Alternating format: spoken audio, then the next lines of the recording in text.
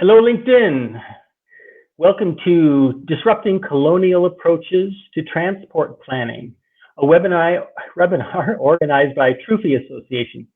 I'm Ted Johnson, Trufi's Communication Director, based in Madagascar. Before we get started, we'd like to know from where you are joining us and how you found out about this webinar. So if you would please post that in the chat. I'd like to see where you're coming from.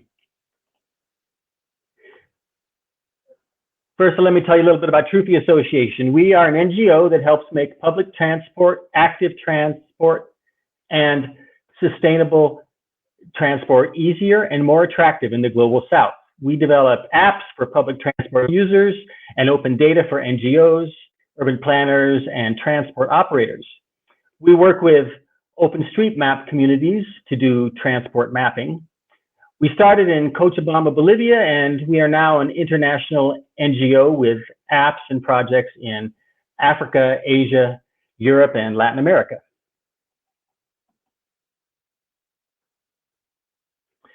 So, colonial approaches to transport planning aren't necessarily ideas about transport imposed by a colonial or a neo-colonial influence, although they often are. What we mean is when supposed experts make decisions about transportation without fully understanding or valuing the local ways of getting around. They push pre-packaged solutions. They don't consider what already works well, a lack of understanding and consultation. These planners may not listen to or care about the needs of the community, and they ignore the social and cultural impacts of their decisions, which is a disregard for local context and impact. Their main focus is on making things more efficient without considering the negative effects such as job losses or the importance of existing services, which is a narrow performance metrics and ignoring diversity. It's like they don't pay attention to what's already there and what people actually want. At Trufi, we believe that open data and open source software can challenge colonial approaches to transportation by promoting transparency, community engagement, and accountability in transport planning. We believe in empowering communities by fostering co-creation, by integrating local knowledge, and encouraging innovation, thereby enabling a more inclusive and participatory process. Our two expert speakers will certainly add detail and examples to our definition of colonial transport planning. Our first speaker is Benjamin de la Peña, the CEO of the Shared Use Mobility Center, the chair of the Global Network for Popular Transportation, and a senior mobility fellow at the Canadian Urban Institute. He is known for his expertise on popular transportation, decolonizing mobility, and empowering communities in transport planning. So please type in questions you have in the chat. We will also have time for Q&A after both presentations. Now let's hear from Benji. Hey, Ted, and hello, Trufi audience. Thank you for having me. And I'm going to try to see. Thank you for inviting me, and it's a privilege to be here. Let me see if I can share my screen, and let's see if it all works. There. I think you should be able to see my screen. All right. Actually, Ted covered everything I was going to talk about, so I have nothing to say anymore, and I'm done. I'm just kidding. So I'm Benjamin de la Peña. As Ted said, I go by Benji. I'm the CEO of the Shared Use Mobility Center and the chair of the Global Network for Popular Transportation. I'll tell you more about those organizations in a moment. But let's go. Before we start, just some caveats. These we hold to be evident.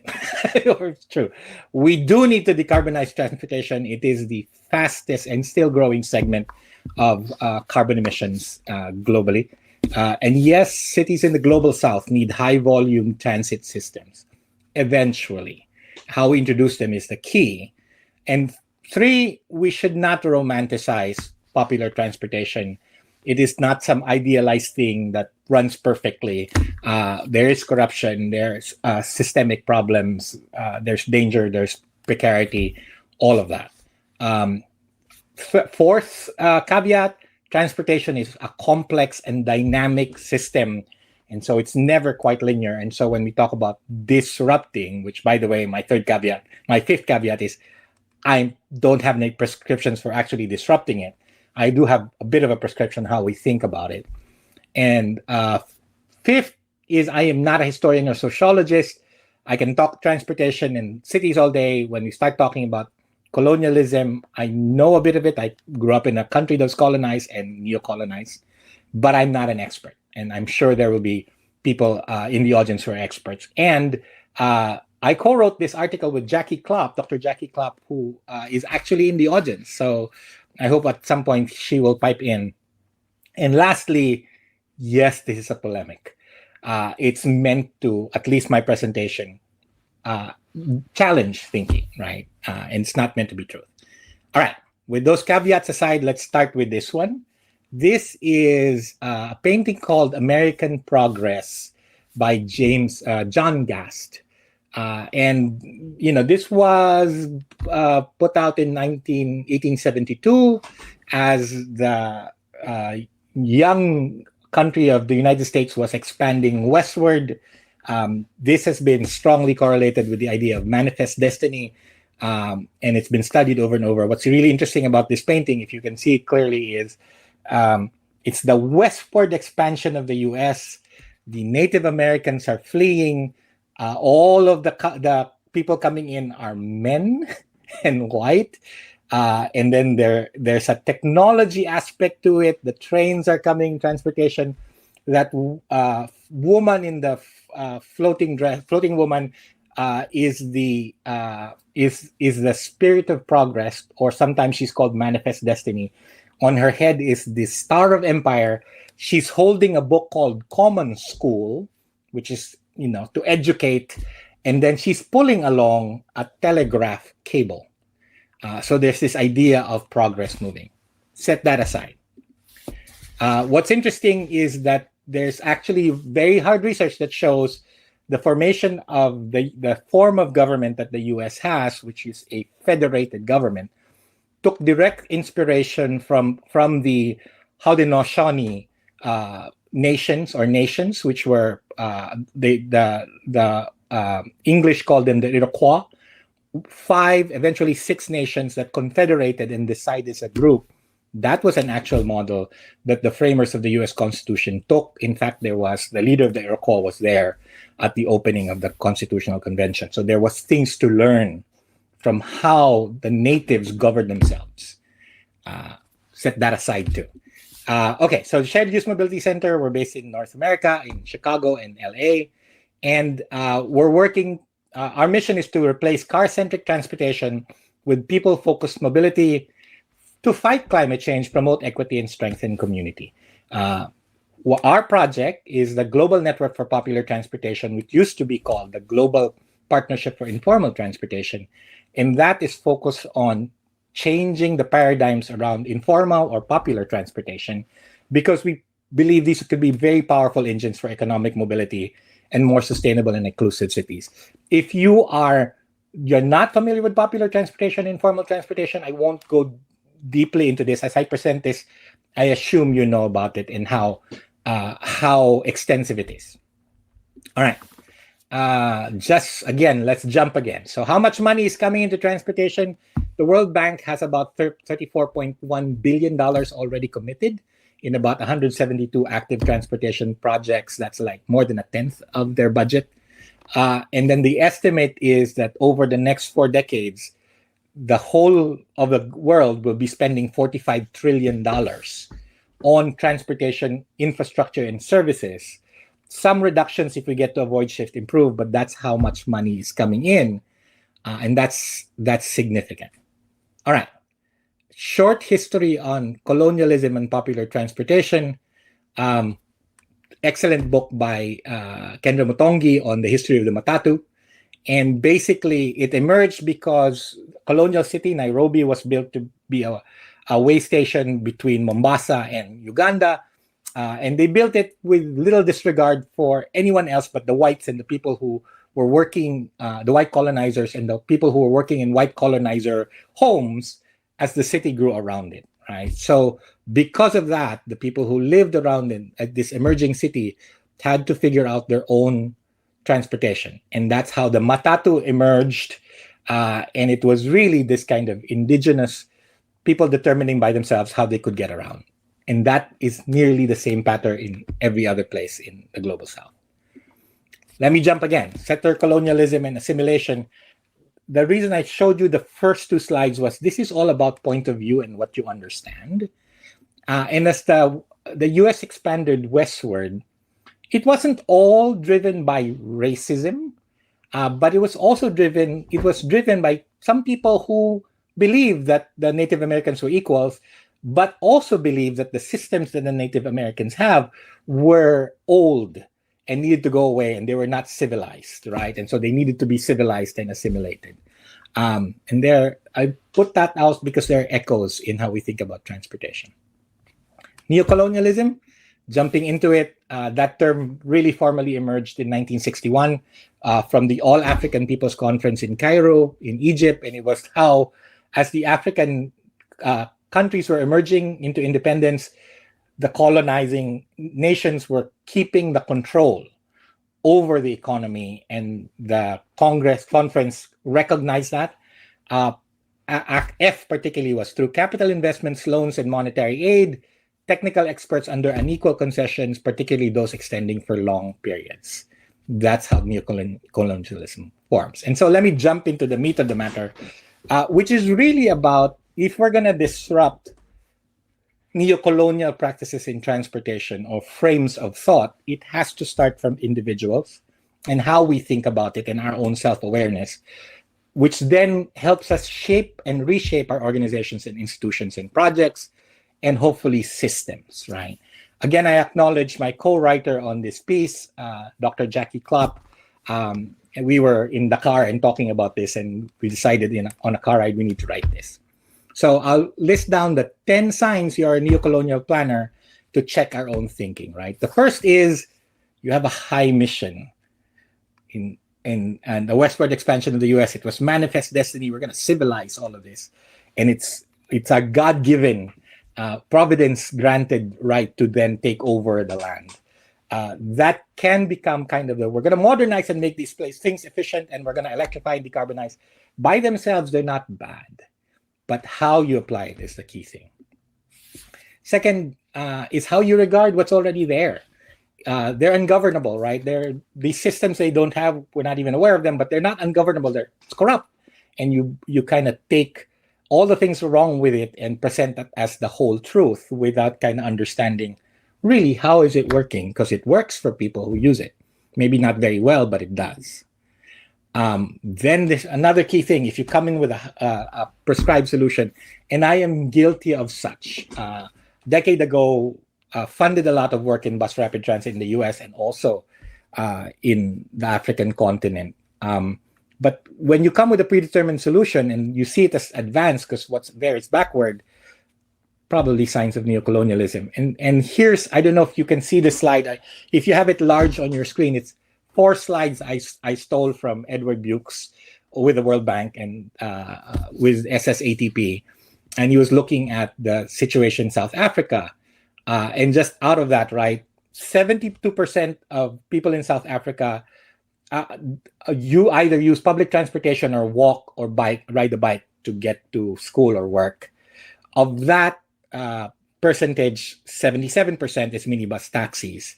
And yet, going to the top right, less than 1% of the government's investments have been in minibus taxis, which carry 15 million riders a day. Most of it has gone to rail and bus rapid transit. In fact, they have 13 cities with BRT programs, of which 2 are now running or have been running. There's more coming. But despite all of that money, only 1% of all public transportation, as its modal share, is carried by BRT. And I was guilty of that because I funded the creation of the BRT standard that basically said, oh, if you're going to build BRT, it needs to be these very high quality, expensive things. And so that's a clear sign of being neocolonial. All right. You are convinced of the logic of replacing what's already there because people deserve better managed transportation. Again, well-intentioned. Our transportation systems can be better managed. That said, you can take that statement and take it anywhere and say, TFL could be better managed, or Hong Kong MTR could be better managed, or our transportation systems, which are car-based, definitely could be better managed. So it's, again, this kind of insidious, how are you looking at what's there? Okay, you believe you're working to improve things. So there's a mission state to this, which again is not bad. But you just need to check yourself, particularly at how you're looking at what's already there. We start calling those as backward, anti-modern, fragmented transportation systems. You are probably being neo-colonial. Second, you don't fully understand the system that's already operating. You've heard this theme repeated, right? And that shows up in many ways. One is you lack data and you don't know it, or you know you lack data, but you don't bother to collect it, right? Second, this is very critical, is you take a problem frame when describing the current system rather than asset frame. In fact, all of the planning documents I've been looking at about setting order to informal transportation starts with all of the problems and never talks about the benefits, right? You don't take time to understand the social, cultural, and entrepreneurial components of these existing systems. Cultural particularly, right? And what that means. You don't know how many jobs or families are supported by the current system, how many investors, small investors, and you don't consult and talk to and listen to the workers currently running the systems, right? You want to import whole systems. Said this already, to solve the problem, even if it's just one part of the system actually can serve. And more importantly is this extractive nature. It's competing, so you're willing to provide government resources and loans and guarantee a rate of the return for the operators, which you, without giving any subsidy at all to the current operator. So there's an extractive system that happens there. And the language of, the existing informal transportation, there'll be last mile, without really understanding how people use it. All right, you have one-dimensional performance metrics, which Ted had mentioned earlier. It's like, travel time saved. It's always travel time saved on a corridor, without understanding everything else, that its impact on accessibility, access to services, all of that, and then convenience and everything else. Classic example, the BRT in Cape Town, as all BRTs go, 500 meters between stations. Apparently, that's not a good thing to have 500 meters between stations in the evenings after sundown, particularly for women, right? Because then it becomes a dangerous walk, and so minibus taxis drop them off where they need to get to go. The whole people losing jobs, that's just collateral damage, right? Because we're bringing in new systems. Right? And then you don't think the people who are running the systems now have anything to contribute or any understanding of the system, which they do. That's very local knowledge. Data corollaries, I just threw this in, and it really is about all of these things. If you boil it down, it's about how you understand the dimensions of power. In every data aggregation conversation I get on, I always talk about how you're shifting power, who's getting more power in this system.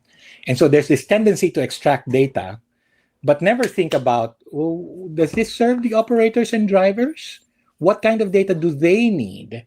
It's probably not route data, right? It's probably not the data that the customers need, but do we turn back and say, what do they need? And then, of course, the most egregious is you keep data in proprietary formats and black box systems. It may be that data is open, and so I'm all for open data, but there is more imbalance in who can analyze that data, right? And even the access of the data, So there's power involved as you shift data. So that was my last point on the 10 signs that you are a neocolonial planner. Jump again, and forgive for the connecting of dots kind of thing here. Words are very telling. In fact, I'm fascinated by what we call informal transportation, because they say a lot about the history. Like Matatu Magoro is about 3 cents, right? Or peseros is about the peso you pay. These words are also very telling. So the word metropolis or metropole comes from Greek metropolis, which is mother city. And it was the mother city to colonies, the colonial edge. And so we take that. Again, this is not a direct thing. It's just really interesting. The Metropolitan Railway, or the Metropolitan in Paris, which we call the Metro. So even embedded in our language is this language of control and centralization and power. So then, how do we proceed? Those are signs. We become self-aware in the work of decolonizing ourselves. We're aware of our own kind of biases, right? And what we have imbibed in our system, and we need to constantly check out and then voice and be active about it. It's also thinking about how do you proceed with engaging the current systems, and not going from we're going to eliminate and replace to say, how do we work with that, right? This is a quote from Edward Said, of course, that it's not a clash. It should be, can we borrow and overlap? Which, interestingly enough, Dr. Lynn Margulis, very well known for rethinking evolution, and one of the things she says is life did not take over the globe by combat, but by networking. So it's not a survival of the fittest, which, by the way, has very racist orientations to it and was used for eugenics. But what actually happens is a eukaryote cell encounters a mitochondria and then takes it in. And that becomes the cell that eventually powers us all. And it's that kind of systems encountering other and borrowing from each other and getting into symbiotic relationships. So I don't have a prescription, but I think we need to get to symbiosis and with informal transportation. And that starts from recognizing their own inherent worth and seeing them as assets, right? And in fact, in Lotus, which was an action area, we have moved forward in COP27. The action area 2 was empower and invest in informal transportation. Empower, right? I'll leave you with this quote requoted by a very wise man, that when it comes to popular transportation, as Walt Whitman says, be curious, not judgmental, and that way we get to better solutions. And I will stop there. How do I stop this? I think there. Thank you so much.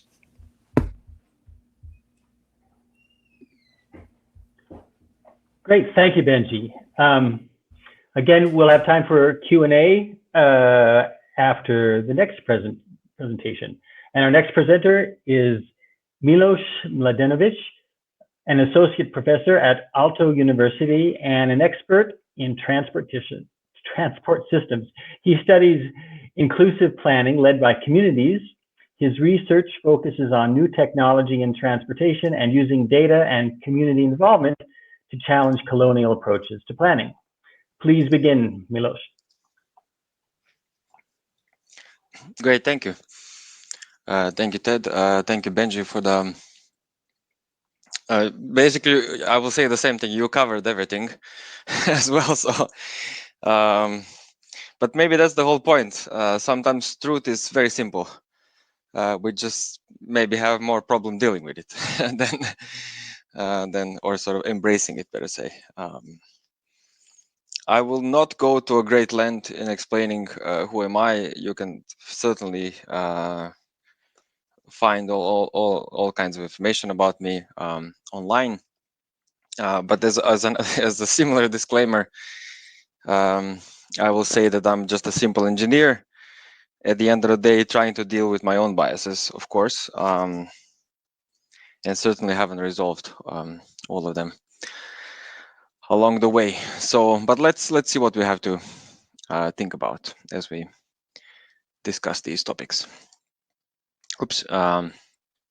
So if we of course start with talking about neo-colonialism, this is certainly a question of power, and I think we'll have to talk about that a bit more.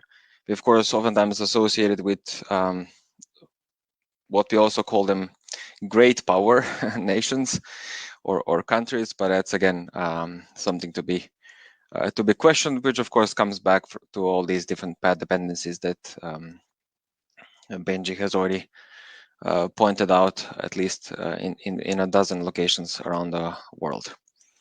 So of course, the other side, I mean, I'm not the first person in academia to talk about this. That's certain. much sort of more thoroughly read and wiser people than me have done their proper work. This is just me acknowledging some of them from various kinds of disciplines, not just necessarily transport and planning as well. So that's just a brief disclaimer that you don't think I'm kind of inventing hot water, as we would say. But the other thing that I have to recognize is, well, my own biases because of a certain place where I'm coming from. In a sense, originally, we had this discussion yesterday with Benji, and I said I'm from Yugoslavia, and he asked me what part of Yugoslavia, and I said from Yugoslavian part. So in a sense, it's a joke, but maybe it's true. It's a sort of a mindset. On the left side here, you can see a protest that was happening in Belgrade in the 60s when Patis Lumumba was killed or assassinated. And on the bottom part, you can what says there is repair or resign. Basically, people asking for basic cycling infrastructure that, in this case, this is Belgrade, also doesn't have. So maybe some thoughts that I have already kind of picked up along the way in that place called Yugoslavia have, of course, just been waiting for a seed. And I'll get to that seed, but first to define power, yeah. And Foucault is one person who has written quite a lot about that, so I will not be inventing anything. I'll just summarize basically power is some kind of mode of action upon the actions of others. So it exists in this kind of action way and in kind of relational perspective between different kinds of actors, mostly people, of course. But then why I got sort of like, in a sense, triggered a couple of years ago is I was looking for some literature and sort of asking people around. And I was asking, in this particular case, it was about cycling. And some work in Eastern Europe. So the answer that I got was this, yeah, from a sort of a US transport planning professor, basically just telling me make Netherlands, yeah, there. And that's, of course, oftentimes, at least in these sort of global north circles, Netherlands is the prime example of how much cycling you can have and so on. So there is always this kind of mantra of copying or just being Netherlands or going Dutch and so on. So I mean, I've lived in Netherlands. I have great appreciation for Netherlands and Dutch people and everything else. I have friends there, but we kind of know that this is not what we need.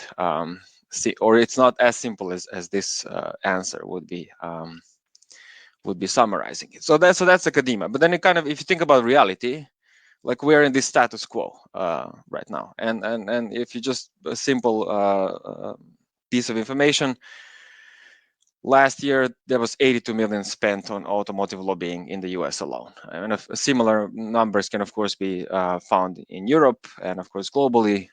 So we're sort of already working in a regime that is trying fiercely to protect the status quo despite all the need for a change globally. Yeah.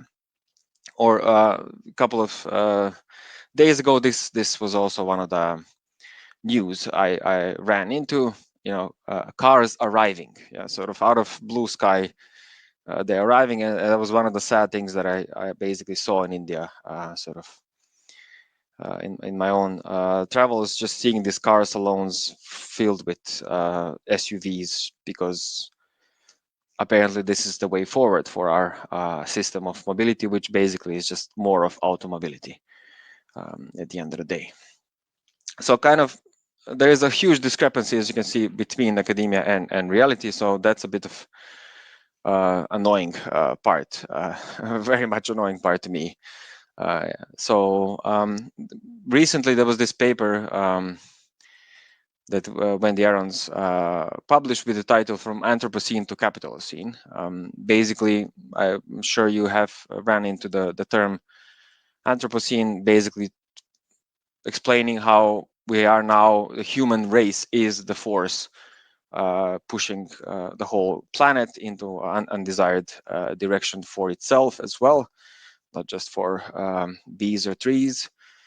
But in a sense, it also pushes responsibility and, of course, questions of power in a very different direction. It sort of says as if all the people have resulted in what we are experiencing now and will be experiencing in the near and far future, when in fact it's not necessarily all the people in the same way. Yeah, or at the end of the day, it's also pointing to something that is a very important part of this wider colonial system, which is the sort of the capital system in itself. Yeah, which has its own logic, and it sort of just requires its own logic to exist, as Trevor Clark here from Adbusters basically briefly summarizes that. So capital is in it for today and for itself alone.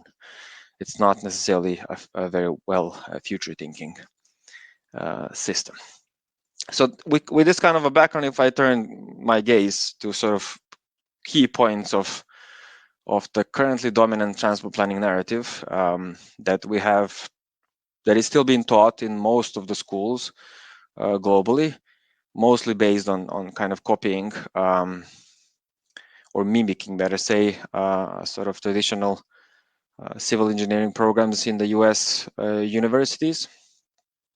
And of course, then through that propagating into practice. And we have had now decades of people educated with that kind of a paradigm.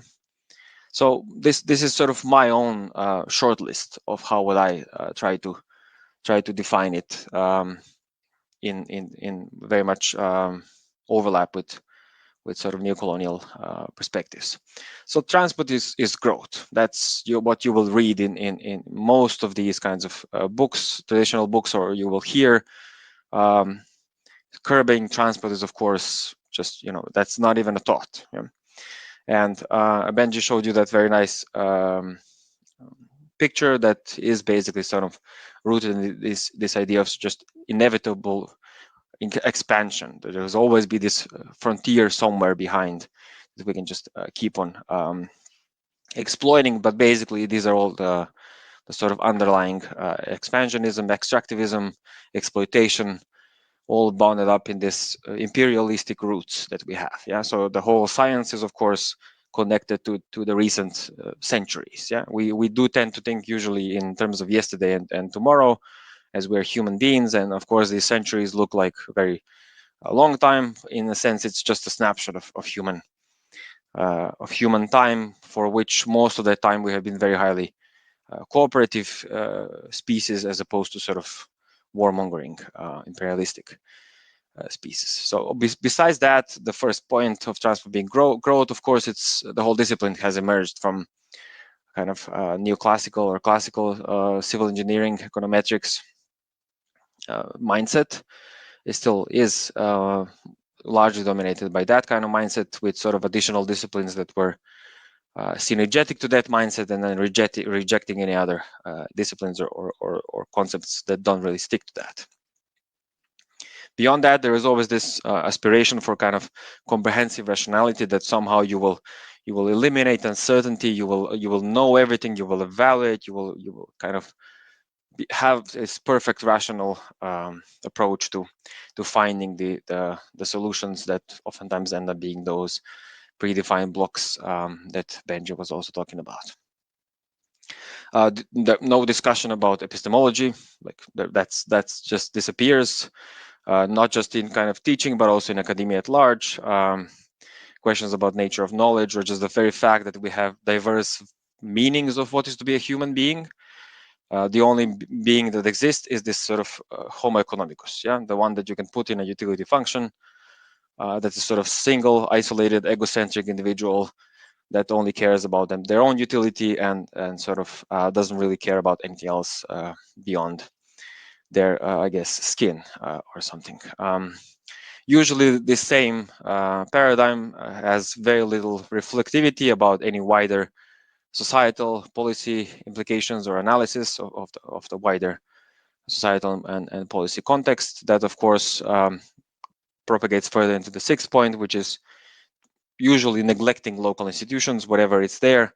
And then sort of, if anything doesn't fit into this kind of comprehensive rationality approach, oh, that's just culture. Let's just put it like on the side, and we'll deal with that culture thing later. And of course, oftentimes, or most of the times, is neglecting, dismissing the local struggle that already exists in societal, trying to change the local societies. So basically, what's to put it bluntly, it's a narrative that propagates existing patterns of power and protects the status quo. The status quo of accumulated privileges and this sort of singular way of being, not a multi-dimensional or diverse ways of being that already have been existing in the past, or they are currently existing on this very planet, but sort of this rational homo economicus being that is still there. And of course, this accumulated privileges is part of that game. It's the same goes for the Netherlands. Yeah, if you sort of take away the fact that they have this great cycling culture, but you take it with a grain of salt, that despite all the dynamics that went into creating they had their own different origins, and I know about them. But at the end of the day, they also, I mean, let's talk also about East India Company at the same time when we talk about cycling lanes. Yeah, you can't just disassociate history and pretend that you didn't do the other part of history. So me being an engineer, of course, I can't just stop with critiquing or analyzing the world. I have to think about what can we do. That's part of my responsibility at the end of the day. And I'm not, again, saying that I have any solutions, just thoughts out loud, and you then tell me if I'm on the right track, or maybe there are some other thoughts. That's what knowledge is at the end of the day. It's some kind of emergence. But going back to power, of course, the answer is already there when you're sort of trying to define power. So whenever power, again, going back to Foucault, whenever power is exerted, someone is inevitably resisting it. And this resistance, we can discuss, it's not necessarily the same thing as conflict. It's in some ways it's also basic physics, maybe, but maybe it's just sort of our nature. So bottom line is, I have, again, some kind of seven points here. 10 was too long a list for me to imagine. I have seen a lot of people coming up with solutions without sort of understanding what the problem is, or being able to reframe the problem. So I would start with that. That would be my number one kind of approach to sort of see if we're actually looking at wrong problems to begin with. Yeah. I don't know if you are aware of this movement called Depth for Climate, but there has been a lot of discussion in that realm about reparations and going back to transport infrastructure and the World Bank or other sort of institutions that are willing to give loans. That's also something we have to be able to discuss and question and change at the end of the day. Is this way of financing transformations a desirable one? The third point in my mind is thinking about planning, and of course, oftentimes ending up with various kinds of actors. This is usually about planning with people in a particular place, not just planning in a place. And in very infamous examples of many consultant companies around the world, planning by looking at Google Street View. So that, of course, usually means hand in hand with policy analysis, but a critical one, reconsidering what kind of different relations are there between transport and many other policy domains. First and foremost, of course, land use, but then health and education and everything else that is there, which is not necessarily, of course, also about just more policies, but more effective ones. But we can discuss that. If you want localized methods, that goes back to that sort of engineering neoclassical economics. So this is not just about discrete choice models or cost benefit calculations. we have to really rethink methods that we use to kind of understand the transport system from within. And that's part of this challenge. The value diversity, I think, was sort of obvious comment before, that we sort of have already built into this paradigm a certain value of a certain way of being that humans should have, apparently. But we know that this doesn't really exist. I mean, the famous joke goes around that Homo economicus exists mostly in departments of economics, not necessarily even, I think even schools of business know that this doesn't really explain human behavior very well. And the last point that, of course, is also something that is now a global trend. The picture here is from Helsinki, where our police is pepper spraying people willing to stop traffic, to gain attention to the extinction that we're facing right now. So this is, of course, part of this change, this nonviolent civil disobedience that can be done in various ways. Also in this digital, in a sense, way that we're now attending to. And on that same point, I mean, I will end up with messages from two great women from the past. So one of them is Hannah Arendt, and this is, I mean, this book or sort of a list of topics that the book covers is just, I mean, I just had to put it in: lying in politics, civil disobedience, thoughts on politics, and so on.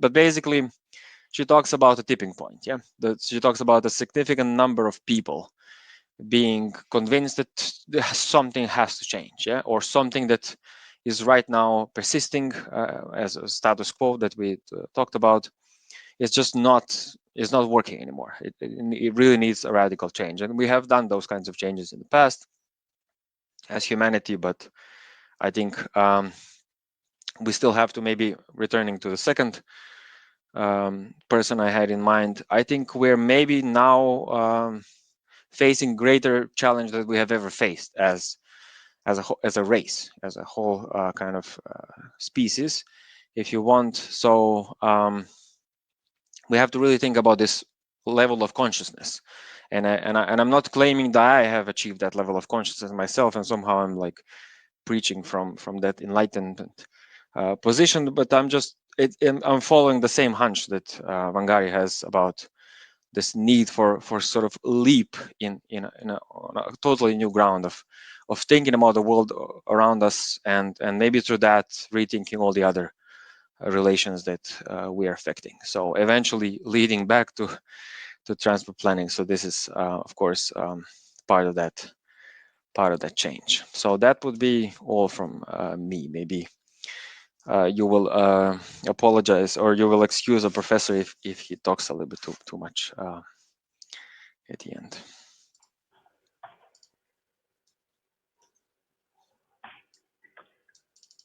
Okay, thank you, Miloš.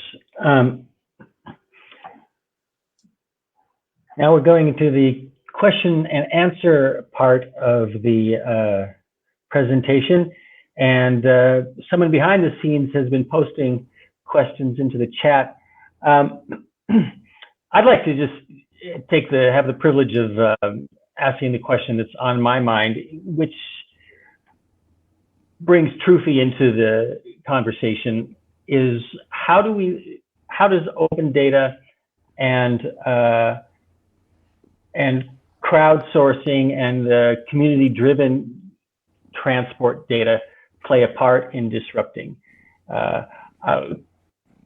We at Trufi are working on providing people through OpenStreetMap and OpenStreetMap communities of providing data that can actually challenge the ideas that transport planners are working from, can show patterns of usage, patterns of mobility that are underserved, communities underserved. I wonder if Benji and Miloš have any thoughts on how OpenStreetMap communities in particular can contribute to providing an alternative view and alternative analyses of the transport needs in communities. If I may, I respond, right, at two layers. One is, I love to quote Slum Dwellers International. One of the things they like to say is the first act of inclusion is to be counted, right? And so much of informal transportation is not counted. We don't have global estimates. We hardly have national estimates. We have some city estimates where there are of not even but of how many vehicles, but then they're all just estimates, right? Even if there's registration. And I think counting the right things is important. I think the action of mapping, which Digital Matatu started, and that's the tradition which Jackie was one of the leaders of, which is the tradition that Trufi has followed along with the other advocates in the space like Transport for Cairo. Just mapping the system is very, very important. And I'm reminded that the history of that is also Ushahidi and mapping around what is happening in the community. One of the earliest Ushahidi-based projects I really like was Map Kibera in Nairobi. And it was a community mapping what was in Kibera, their community, which was the largest informal settlement there, which if officially in government maps, before then, you would look at it and it would say the Kibera National Park or something like that. It was a park. And what they did was they showed this is a community. There are churches, there are schools, there are stores. And that was really, really useful for them. I think where Trufi and OpenStreetMap community need to work on more is understanding who uses the data and how the data works for the people who actually run the system. Mostly it's been data that customers will need, journey mapping, for instance, which is needed, right? But although the use case of it is pretty weak, if you are a regular user of, say, Matatus in Nairobi, you already know which Matatu you take. So the use case that you'll need journey mapping is when you're going to a new place or you're a tourist, right? So who are you making it visible for? But also, what data do the current operators actually need to understand themselves better and improve their services? And what data do they need to counteract the narrative that is coming from either official government sources or consultants or whatever else saying it's a mess, there's nothing there, right? So asking that of beyond the map, what data for whom? Agile City Partners, the other organization I led, just released a report called Who Counts What Counts Where? And it was a scan of data collection efforts across the world. And really that title is so important of what counts where and what's important. And I'm all for open data, but we also have to understand that that is not enough because open data means it's open to people with more powerful analytics, which the people who may have generated that data do not have. And so how is that to have a very conscious, how is this going to shift power? Mm-hmm. Great. And Miloš, did you have a response to that? I think Benji covered a lot of good points already. I was just thinking, we do oftentimes think about, of course, various kinds of issues about the quality. Yeah, not just quantity is of course important, as you said, to be counted, and so on. But just going beyond the city itself, I'm just thinking, how much do we even have understanding of the planning processes themselves? I mean, we oftentimes neglect that part, and even here in Finland, where we have, in a sense, very high digitalization rate, we don't really know what's going on in planning as a process, as a series of events and actions and various kinds of things done. We sort of assume that this is this classical, you collect data, then you analyze, then you make a plan. That's also one of those comprehensive rationality ideas that never works in practice like that ever, even if you're pretending that it's like that as well. So so that will of course immediately open the process to being questioned, and then open the whole question of who is then participating in that process as well. So for me, that would maybe be another side to add on top of what has already been said. Okay, thanks. All right, we have some people who are curating the questions that have been submitted, so I'll read them on the screen, so I have something to do, and then you guys can reply to them. Here's a question: how can each public transport stakeholder embrace the idea of disrupting colonial approaches, considering existing inequalities in transport project funding and the general BRT solution approach? I'll step in again. First of all, I want to say hi to Hind Urahu. She's on the messages. Hind, I think, just got an Oxford fellowship. But connect with her. She's trying to build her network in Africa. First, it starts with us, right? And how we think about things. And so maybe that's a little too individualistic. But clearly, in any forum that you're in or any meeting that you're in and studies are being presented, ask the questions. Are we representing the system as a whole? How do we see them as assets? I think that's the most powerful question to me, is how do you see what's there as assets before you say that they are problems to be solved, right? And as you see them as assets, then understand more of what makes these assets work. So again, it goes back to first recognizing what's there, appreciating what's there, being truthful about what's there, that there are problems, but also separating it. Like one of the things I always see in any report about informal transportation is sexual harassment is an issue, which is true, absolutely true. But you have to stop and say, is that endemic only to informal transportation? Is that a cultural problem?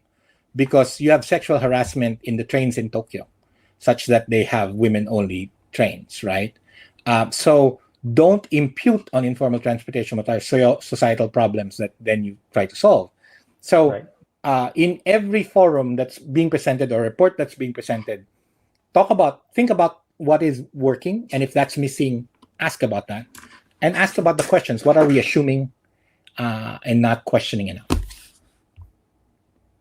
Cool. If I can add to that, which I think is already very good. So to me, the question is, who are then these stakeholders? And we know that they're not, again, all equal. The question is, there are already those with power. So what are those with power doing with that power? I can at least be very critical about the academia. If you think about transport academia, how much are we actually studying important things? Or how much is that cycle just perpetuating further the existing unequal power relations and of course distribution of benefits and burdens. I mean, if you go back to kind of even the simple avoid shift provide framework, like how much are we even researching the avoid or shift, as opposed to like how many papers are there about like optimization of things where you save like 7 seconds or something and so on, so of traffic light delays and stuff like that. So but the other challenge in my mind is that is basically how fast can we change institutions. I don't think we have yet developed, if we go back to that kind of our challenges as humanity, I don't think we have yet developed ways of rapidly enough changing our institutions. So I think if you think about all the previous changes we have had in the past, they usually took, I mean, centuries, yeah, of sort of problems.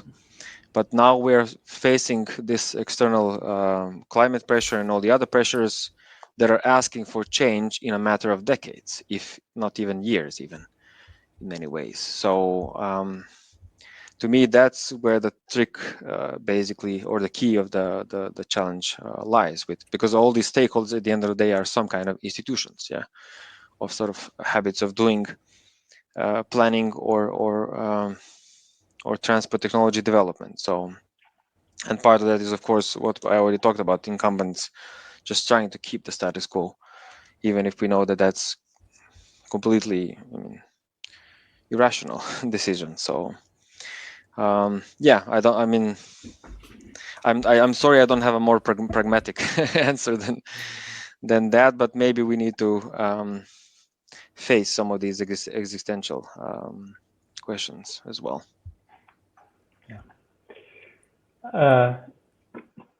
Yeah, that's something that we at Trufi think about a lot. Is we have all this data, we have ideas, but trying to get inside the head of the planners and people making decisions is quite a challenge to help spur that change.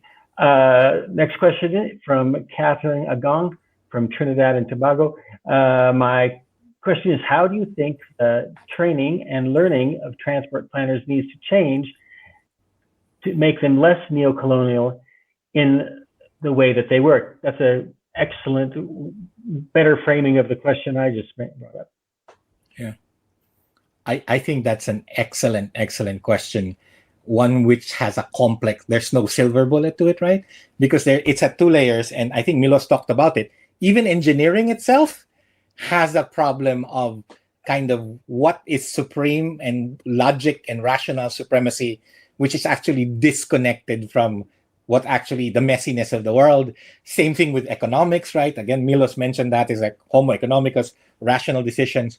So it's at two levels. One is like we really need to not question truth, but question the pedagogy and the kind of the assumptions that these disciplines bring. The other is to study what's there. And that same problem exists in architecture. They study classical architecture, maybe they'll study Eastern architecture. There's hardly any documentation or writing or scholarship about African architecture, indigenous architecture. There's very few courses on informal transportation within these transportation planning institutions. And which is why VREF's, Volvo Research and Educational Foundation's work of kind of putting resources for more scholarship in this space is so important. So not a silver bullet.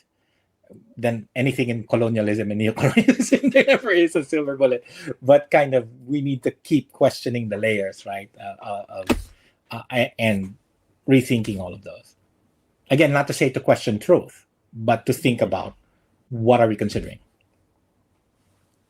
Miloš, do you have thoughts on this question? I should. If I don't, I'm failing in my responsibility. I mean, I can tell you what we are teaching already. So maybe you can tell me if I'm doing a good work or maybe stuff needs to change. But basically, we start we have this master's program which is called Spatial Planning and Transport Engineering. So that's already causing trouble across disciplines to teach people sort of to work together and develop some kind of a new identity. But at the beginning of that master's program, we have a course which is called Foundations of Mobility Systems. And in that course, we start with human behavior, or just humans, understanding people, basically, yeah. Which is unfortunately not something that many transport planners around the world know, which is paradoxical. They're kind of they're shaping lives of people with like zero to nothing education of like what are people? People are demand. That's what you can learn. Right. So you just have to find supply for the demand, and that's it, yeah.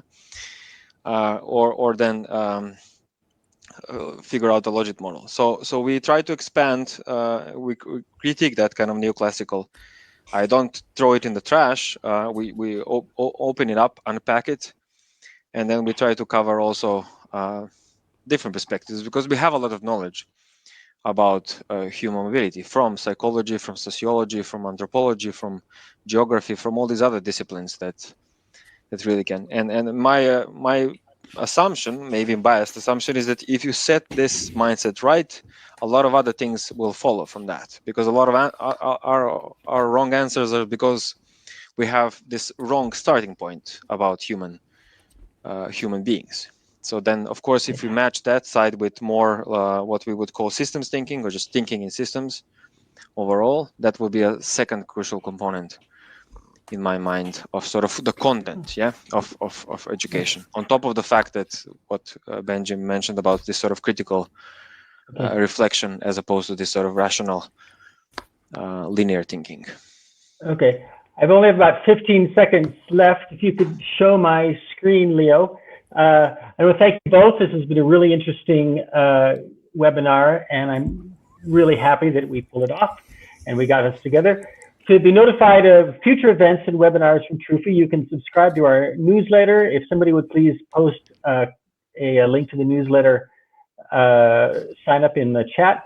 If you go to our website, there's links to a whole bunch of stuff, but that big E is our Eventbrite page, and that'll subscribe you to future events that we're going to have. So that's how you can stay in touch, and we hope to see you again at the next Trufi webinar. I want to thank Miloš and Benji again for fabulous insights into this topic, and thank you for joining our webinar.